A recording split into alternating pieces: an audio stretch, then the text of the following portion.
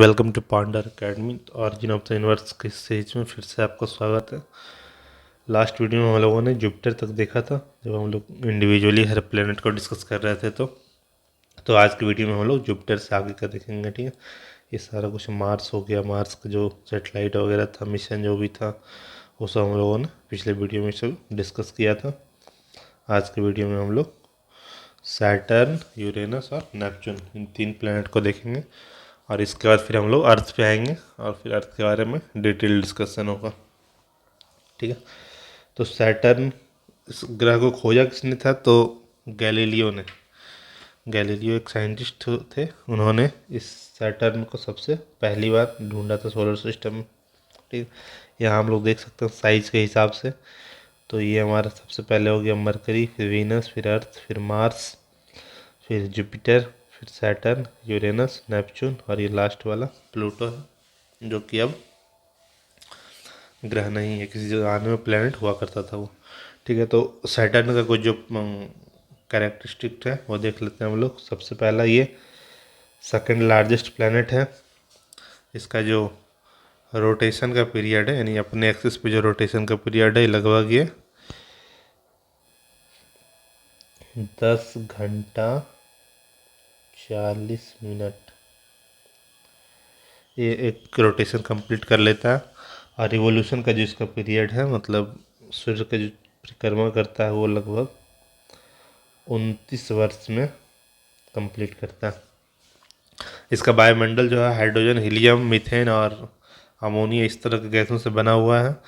और ये कलर में हम लोग देख सकते हैं हल्का पीले रंग का दिखता है। ठीक है, इसका सबसे ज़्यादा सेटेलाइट इसी ग्रह के पास है, 82। इससे पहले हम लोग देखा था जुपिटर के पास भी कितना, 79 था, बट सैटर्न के पास 82 है। अभी तक 82 खोजा जा चुका है। उसमें सबसे बड़ा टाइटन है। और भी टाइटन के अलावा भी जैसे बहुत सारा है, जैसे रिया, एक उसका सेटेलाइट का नाम है, या फिर लापेटस, फोबे। तो ये सब कुछ सेटेलाइट है, बट सबसे इम्पोर्टेंट टाइटन है। और सोलर सिस्टम में 3-4 सेटेलाइट, नेचुरल सेटेलाइट, 3-4 मून जो है वो इम्पोर्टेंट हो जाता है। सबसे पहले जुपिटर का जो हम लोग देखा था, यूरोपा, तो क्योंकि वहाँ भी लाइफ के चांसेस हैं मौजूद, तो वो भी इम्पोर्टेंट हो जाता है। दूसरा सैटर्न का टाइटन, फिर अपना मून तो है ही अर्थ का। तो ये सब कुछ इम्पोर्टेंट सेटेलाइट हो जाते हैं। ठीक है, फिर वो जुपिटर का गैनीमेड भी। ठीक है, इसमें रिंग दिखता है हम लोग को। पहले भी हम लोग डिस्कस कर चुका था कि जितने भी जॉवियन प्लेनेट हैं सबके पास रिंग है। बट सैटर्न का रिंग, शनि ग्रह का जो रिंग है, सबसे ज़्यादा विजिबल है, क्योंकि ज़्यादा डेंस्ड है। और ये बना किससे है? तो वही छोटे छोटे एस्टेरॉयड और उस तरह के पार्टिकल से, डस्ट से बना हुआ है। और टोटल इसके 7 रिंग है। एवरेज टेम्परेचर इसका 178 डिग्री सेल्सियस है।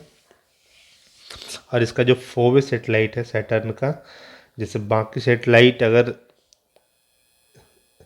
पूर्व से पश्चिम दिशा की ओर सैटर्न की परिक्रमा करते हैं, तो फोबे उसके अपोजिट डायरेक्शन में करता है। ठीक है, तो इसलिए फोबे एक अलग, मतलब इम्पोर्टेंट हो जाता है, क्योंकि वो उसका कुछ प्रकृति बाकी सेटेलाइट से अलग है। बाकी सेटेलाइट से वो विपरीत दिशा में शनि ग्रह की परिक्रमा करता है। ठीक है, तो ये सब कुछ प्रॉपर्टी हो गया सैटर्न का।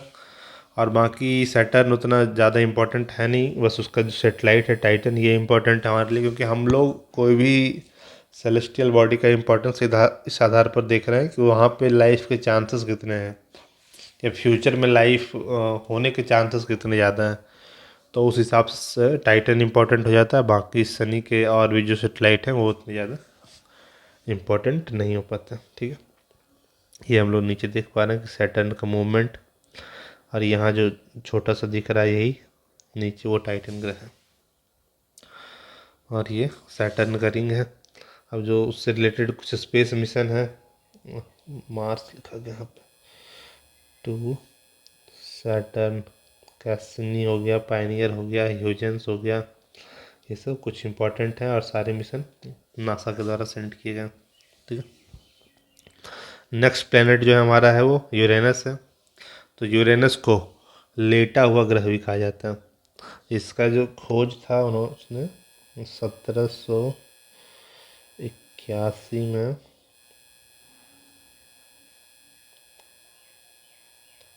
विलियम हर्सेल ने किया था।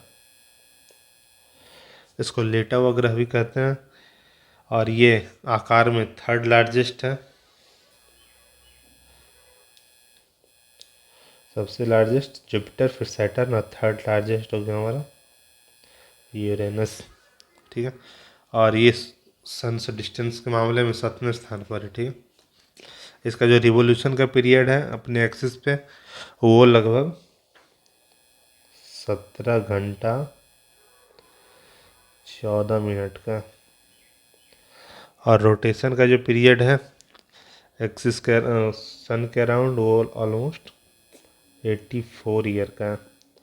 इसका वायुमंडल में भी वही सारी गैसें हैं जो सैटर्न में थी, जैसे मीथेन हो गया, हाइड्रोजन हो गया, हीलियम हो गया, लेकिन मीथेन की ज़्यादा प्रधानता है यहाँ पे। मीथेन ज़्यादा मात्रा में है। ठीक है, तो इसके कारण मीथेन की ज़्यादा प्रेजेंस के कारण इसका जो कलर दिखता है वो नीला हरा रंग का दिखता है। हम लोग बगल में देख भी सकते हैं। इसके पास भी रिंग है, 13 रिंग है, बट वो उतना ज़्यादा विजुअल नहीं है क्योंकि एक तो डिस्टेंस बहुत ज़्यादा है और दूसरा उसका रिंग उतना डेंस नहीं है, तो ये दूर से विजुअल नहीं हो पाता। और इसके भी टोटल 27 उपग्रह हैं। यूरेनस के 27 उपग्रह हैं, बट उसका कोई भी बहुत ज़्यादा इम्पोर्टेंट हमारे लिए है ना। जैसे कुछ उपग्रह का नाम है एरियल हो गया या फिर ओबेरॉन, ये सब कुछ उसके उपग्रह हैं, बट ये बहुत ज़्यादा इम्पोर्टेंट है ना। तो यूरेनस के बारे में इतना जानकारी काफ़ी रहेगा कि उसको लेटा हुआ ग्रह कहते हैं। वो थर्ड लार्जेस्ट है। उसकी खोज 1781 में विलियम हर्सल ने की थी, और ये इसका जो रिवॉल्यूशन का टाइम पीरियड है वो 17 घंटा 14 मिनट का है। रोटेशन का 84 ईयर का है। इसके वायुमंडल में मीथेन गैस की प्रधानता है। उसका कलर नीला हरा रंग का दिखता है। उसके पास 13 रिंग है और 27 उपग्रह है। ठीक, नेक्स्ट जो हमारा है नेपच्यून। तो नेपच्यून हमारा 8वां ग्रह है, सबसे लास्ट, सूर्य से दूरी के मामले में सबसे लास्ट में आता है। ये सबसे ठंडा ग्रह है और इसकी खोज भी 1930 ईस्वी में क्लाइड टॉम्बैग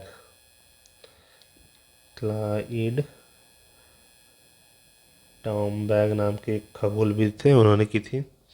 और ये सौरमंडल का सबसे अंतिम ग्रह है, मतलब उसके बाद कोई और प्लेनेट नहीं है। ठीक है, इसके भी कुल 14 उपग्रह हैं। इसके पास भी 5 रिंग है और इसका जो रिवॉल्यूशन का टाइम पीरियड है वो लगभग 16 घंटे का है अपने एक्सिस पे, और सन के अराउंड 165 वर्ष। ये हम लोग बगल में देख सकते हैं उसको, नेपच्यून को। तो ये सोलर सिस्टम के हमारे जितने प्लेनेट हो गए उसके बारे में जो खास प्रॉपर्टी है वो हम लोग देख लिए। जैसे इसका एक दो उपग्रह का नाम भी देख लेते हैं। तो ये ट्रिटॉन हो गया एक उपग्रह का नाम इसका, फिर एक दूसरा है प्रोटियस, बट ये सब हमारे लिए इतना ज़्यादा इम्पोर्टेंट नहीं क्योंकि एक तो डिस्टेंस बहुत ज़्यादा है। तो अगर वहाँ पे अभी तक हम लोग कुछ उस तरह का मिशन भेज नहीं पाए हैं, और दूसरा कि जो दूर से ऑब्जर्व किए उसके हिसाब से भी वो कुछ लाइफ के हिसाब से कुछ बहुत ज़्यादा इम्पोर्टेंट लगा नहीं है। ठीक है, तो ये सारे उसके अलावा एक और प्लेनेट हुआ करता था किसी ज़माने में, 2006 में इसको प्लेनेट का दर्जा ख़त्म कर दिया गया था।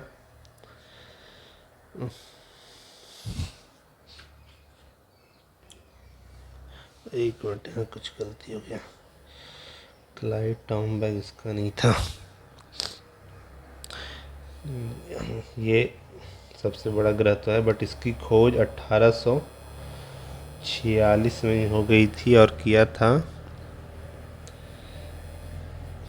जोहान गालन। क्लाइड टॉम्बैग ने इसका खोज किया था 1930 में प्लूटो का।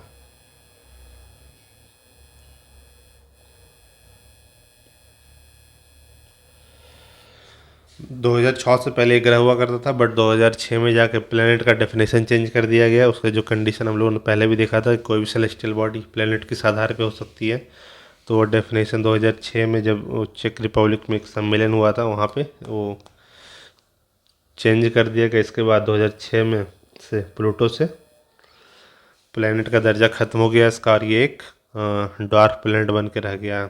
इसके हिसाब मतलब अब हमारे सोलर सिस्टम में बस 8 ही प्लेनेट है, और हम लोगों ने 8 को एक करके डिस्कस कर लिया है। अब इसके बाद हम लोग अर्थ को नेक्स्ट वीडियो में हम लोग अर्थ को पूरा डिटेल में एनालिसिस करेंगे उसका। उसके पहले अर्थ का जो कुछ बेसिक प्रॉपर्टी है उसको डिस्कस करेंगे। उसके बाद फिर अर्थ का इंटीरियर का जो स्ट्रक्चर है कैसे बना है उसके बारे में डिस्कस करेंगे। फिर उसके अलावा उसका एटमॉस्फेयर कैसा है, वहाँ पे नॉर्थन हेमिस्फेयर और साउदर्न हेमिस्फेयर, वो सब डिस्कस करेंगे साथ में। उसका एक्सिस पे झुकाव, दिन कैसे होता है, रात कैसे होता है, अर्थ का मोशन क्या है, मूवमेंट क्या है, पेरी हिलियन, एपी हिलियन, ये सारी चीज़ें हम लोग नेक्स्ट वीडियो में जो भी है वो लैटिट्यूड, लॉन्गिट्यूड, ये सब हम लोग नेक्स्ट वीडियो में डिस्कस करेंगे जब अर्थ वाले पार्ट को देख रहे हैं। ठीक है, चलिए, धन्यवाद।